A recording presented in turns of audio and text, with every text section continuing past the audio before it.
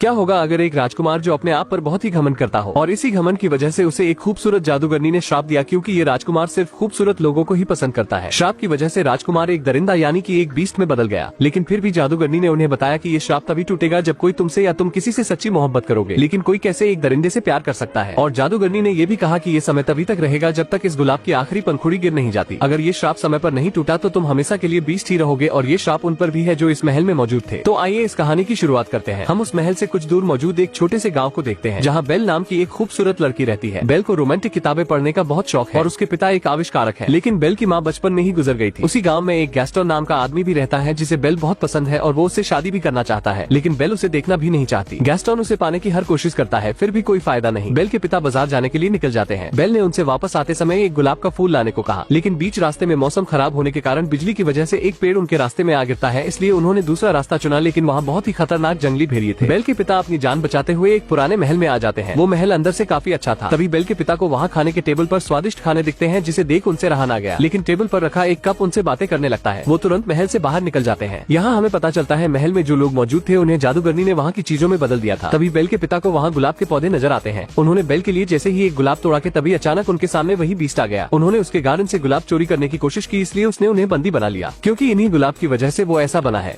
लेकिन बेल का घोड़ा वहाँ से भाग निकलता है। वो बहुत ही समझदार था और वो अपने गाँव में बेल के पास आता है। बेल उसे अकेला देखते ही समझ गई कि उसके पिता मुसीबत में है। वो घोड़ा बेल को उसी महल में ले आता है। बेल जब अंदर जाती है तो उसे कुछ आवाजें सुनाई दे रही थी, लेकिन उसे कोई भी नजर नहीं आ रहा था, क्योंकि ये वही श्रापित लोग हैं। तभी बेल को उसके पिता मिल जाते हैं, जिन्हें वो बीस्ट उम्र कैद की सजा दिया है बस एक गुलाब के लिए। तभी वहाँ वो बीस्ट आ जाता है। बेल उससे अपने पिता से आखिरी बार मिलने को कहती है। वो बीस्ट कहता है अगर ये एक बार खुलकर बंद हो गया तो दोबारा कभी नहीं खुलेगा। बेल उसकी बात मान जाती है, इसलिए वो गेट को खोल देता है, लेकिन बेल अपने पिता को धक्का देकर खुद को उस कैद खाने में बंद कर लेती है। बीस्ट ने कहा था ये दरवाजा बंद होने के बाद वो इसे कभी नहीं खोलेगा, इसलिए वो उसके पिता को आजाद कर देता है। लेकिन जब बीस्ट उसके आसपास नहीं था तो एक कैंडल स्टैंड और एक घड़ी उस दरवाजे को खोल देते हैं और बेल को एक कमरे में ले जाते हैं, क्योंकि इन्हें लगता है कि यही उन्हें मुक्ति दिला सकती है। वो कहते हैं तुम वहाँ नहीं बल्कि इस कमरे में रहोगी। लेकिन जब उस बीस्ट को ये बात पता चलती है कि इन्होंने उस लड़की को वहाँ से आजाद करके एक कमरा भी दे दिया तो वो इन पर बहुत ही गुस्सा होता है। लेकिन ये दोनों उसे समझाते हैं कि शायद यही लड़की हमें श्राप से आजाद कर सकती है, इसलिए तुम्हें उसे मनाना चाहिए, क्योंकि तुम्हारी वजह से ही हमें भी श्राप मिला और तुम ही हमें और अपने आप को मुक्ति दिला सकते हो। सभी के कहने पर वो बीस्ट मान जाता है और बेल को अपने साथ खाने के लिए पूछता है, लेकिन बेल वहाँ से भागने की प्लानिंग कर रही थी। वो बीस्ट से कहती है मैं मर भी जाऊँ लेकिन ऐसा कभी न करूँ। बेल के इस जवाबों से सभी लोगों को अब पूरा यकीन हो चुका था कि यही हमें मुक्ति दिला सकती है। लेकिन बीस्ट बेल के इस बातों से और भी ज्यादा गुस्सा हो जाता है और वहाँ से उस जगह चला जाता है जहाँ वो गुलाब रखा गया है, जिसकी सारी पंखुड़ियाँ गिरने के बाद वो हमेशा के लिए बीस्ट ही रहेगा और बाकी के लोग जो इंसान से महल की चीजों में बदल गए हैं वो हमेशा के लिए निर्जीव हो जाएंगे और उस गुलाब की कुछ ही पंखुड़ियाँ बची हुई है। उनके पास बहुत ही कम समय है। दूसरी तरफ हम बेल के पिता को देखते हैं, जो अपने गाँव पहुँचकर सभी को सारी बात बताते हैं और ये भी कहते हैं मेरी बेटी की जान खतरे में है, लेकिन उन पर कोई भी विश्वास नहीं करता। तभी गैस्टन कहता है मैं आपकी बातों पर यकीन करता हूँ, लेकिन असल बात तो ये है कि वो उनकी बेटी से शादी करना चाहता है और इससे अच्छा मौका उसे कभी नहीं मिलेगा, इसलिए वो अपने साथी को लेकर बेल के पिता के साथ निकल जाता है। लेकिन जब ये लोग वहाँ पहुँचते हैं तो उन्हें वो रास्ता ही नहीं मिलता जो महल तक जाता है। इस बात से गैस्टन बेल के पिता पर भड़क जाता है और कहता है तुम बूढ़े होकर से ठिया गए हो, और वो गुस्से में उन्हें जंगल में एक पेड़ के नीचे बांधकर दोनों उन्हें अकेला छोड़कर वहाँ से चले जाते हैं। लेकिन अगली सुबह एक औरत वहाँ आती है जिसका नाम एगथा है। वो बेल के पिता को बचा लेती है। इसके बाद हम बेल को देखते हैं जो उस जगह पहुँच गई है जहाँ वो गुलाब का फूल रखा गया है। वो उसे छूने ही वाली थी, लेकिन तभी वहाँ बीस्ट आ जाता है। वो कहता है तुम इसे छूकर हम सबकी जिंदगी खत्म करने वाली थी और कहता है तुम्हें यहाँ से जाना होगा। वो बेल को अपने महल से निकाल देता है। बेल वहाँ से रोते हुए निकल जाती है। तभी रास्ते में उसे कई खूंखार भेड़िए घेर लेते हैं, लेकिन बेल को बचाने के लिए वहाँ बीस्ट आ जाता है। वो उन भेड़ियों से लड़ता है और बेल को उनसे बचा लेता है, लेकिन लड़ाई के दौरान बीस्ट भी घायल था और वो जमीन पर गिर गया। बेल उसे अपने घोड़े की मदद से दोबारा महल में लाती है। अब वो एक बार फिर से महल में लौट आई थी, इसलिए वहाँ के लोग खुश हो जाते हैं। वो चाहते हैं कि बेल यहाँ रहे और वो बीस्ट से मोहब्बत करे ताकि वो सभी श्राप से मुक्त हो सके। वो बेल को ये तो बता चुके हैं कि इस गुलाब की आखिरी पंखुड़ी उनकी आखिरी जिंदगी होगी, लेकिन उन्होंने उसे ये नहीं बताया कि इससे मुक्ति कैसे मिलेगी। बेल अब बीस्ट का इलाज करती है। बेल को किताबें पढ़ने का बहुत शौक है, इसलिए वो बीस्ट उसे अपनी लाइब्रेरी में ले जाता है। बेल इतनी सारी किताबों को देख हैरान हो जाती है, क्योंकि उसके गाँव में उसे एक किताब के लिए बहुत मेहनत करनी पड़ती थी। वहाँ पर किताबों का भंडार था। बेल बहुत ही खुश थी, इसलिए बीस्ट ने कहा अगर तुम यहाँ रहना चाहती हो तो रह सकती हो और यहाँ तुम्हें किसी भी चीज की कमी नहीं होगी। और अब इन दोनों में धीरे धीरे दोस्ती होने लगती है। ये साथ में घूमते हैं। बेल उसे किताबें पढ़कर सुनाती है। वो अब साथ में खाना भी खाते हैं। तभी बीस्ट उसे एक जादुई किताब दिखाता है जो उसे जादूगरनी ने दिया था। वो बताता है कि इस किताब की मदद से तुम समय में कहीं भी जा सकती हो। इसके बाद बेल उस जगह जाती है जब उसकी माँ ने उसे आखिरी बार देखा था। उसे पता चलता है कि उसकी माँ को प्लेग नाम की बीमारी हो गई थी, इसलिए उन्होंने बेल के पिता से कहा कि बेल को लेकर हमेशा के लिए यहाँ से दूर चले जाओ ताकि उस तक ये बीमारी ना पहुँचे। ये जानकर बेल काफी दुखी होती है। इसके बाद वो कैंडल स्टैंड और भी बाकी के लोग बीस्ट को मनाते हैं और फिर उसे अच्छे से तैयार करते हैं। इधर बेल को भी तैयार कराया जाता है, क्योंकि ये दोनों एक साथ डांस करने वाले हैं जो बेल को बहुत ही पसंद है। दूसरी तरफ हम बेल के पिता को देखते हैं जो अपने गाँव पहुँचकर सभी को बताते हैं कि गैस्टन ने उन्हें जंगल में बांध कर छोड़ाया था ताकि भेड़िए उन्हें मार कर खा जाए। उनके साथ एगाथा भी थी। लेकिन गैस्टोन ने कहा ये झूठ बोल रहे हैं, इनकी दिमागी हालत ठीक नहीं है,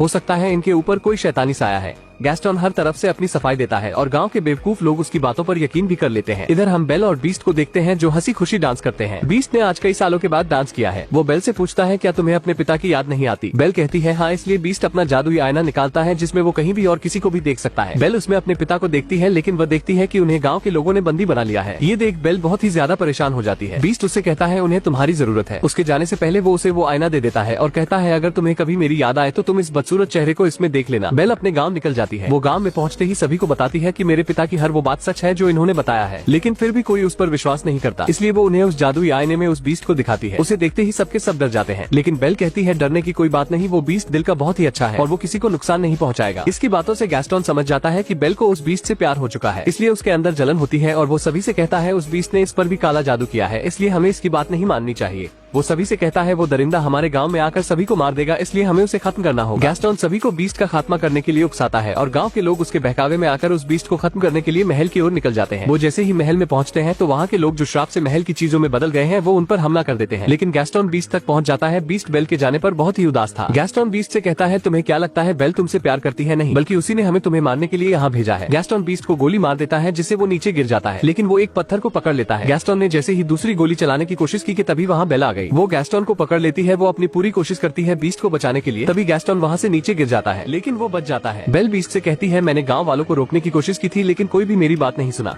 बेल को देखकर एक बार फिर से बीस्ट का जज्बा जाग उठता है और वो ऊपर चढ़ जाता है। वो गैस्टोन से लड़ना नहीं चाहता, लेकिन वो मजबूर है क्योंकि गैस्टोन बहुत ही कमीना इंसान है। बीस्ट उससे लड़ता है और उसे महल से नीचे गिराने ही वाला था, लेकिन गैस्टोन कहता है मुझे मत मारो बीस्ट। लेकिन बीस्ट कहता है मैं बीस्ट नहीं हूँ। वो गैस्टोन की जान बख्श देता है और कहता है यहाँ से चले जाओ कहीं दूर। गैस्टोन वहाँ से जाने लगता है, लेकिन वो बहुत ही कमीना इंसान था। वो बेल को इतनी आसानी से कैसे छोड़ता। वो मौका पाकर बीस्ट पर अपनी बंदूक से 2 गोलियां चलाता है जिससे बीस्ट वहीं गिर जाता है, लेकिन तभी गैस्टोन के पैरों की दीवार टूट जाती है और वो नीचे गिरकर मर जाता है। इधर बीस्ट की आखिरी सांसें चल रही थी। बेल उससे कहती है अब मैं तुम्हें कभी नहीं छोड़कर जाऊंगी। बीस्ट कहता है ये मेरी आखिरी सांसें हैं, अब मैं नहीं बच सकता। बेल कहती है सब कुछ ठीक हो जाएगा, लेकिन तभी गुलाब की बची हुई वो आखिरी पंखुड़ी भी गिर जाती है। उसके गिरते ही बीस्ट एकदम से खामोश हो जाता है और बाकी के लोग भी निर्जीव हो जाते हैं। उनके अंदर जो जान थी वो पूरी तरह से खत्म हो जाती है, क्योंकि श्राप से मुक्त होने का वो समय भी खत्म हो चुका था। बीस्ट के जाने से बेल की आंखों में आंसू आ जाते हैं। वो बीस्ट को कहती है मैं तुमसे प्यार करती हूँ और वो उसे किस भी करती है। ये देखा एगाथा जिसने बेल के पिता को बचाया था, जिसे गाँव से भी निकाल दिया गया था। यहाँ हमें पता चलता है कि ये वही जादूगरनी है जिसने इन्हें श्राप दिया था। उसे जब पता चला कि बीस्ट इस लड़की से प्यार करता है और बेल भी उसे चाहती है, यानी कि अब वो श्राप खत्म हो चुका है, इसलिए वो अपनी शक्तियों से सभी को वैसा ही बना देती है जैसे ये पहले थे। बीस्ट जो एक हैवान था वो एक सुंदर राजकुमार में बदल जाता है। बेल उसे इंसानी रूप में देख बहुत ही खुश हो जाती है और अब ये मूवी यही खत्म होती है। अगर आपको हमारा ये एक्सप्लेन पसंद आया हो तो इस वीडियो को लाइक और चैनल को सब्सक्राइब कर ले।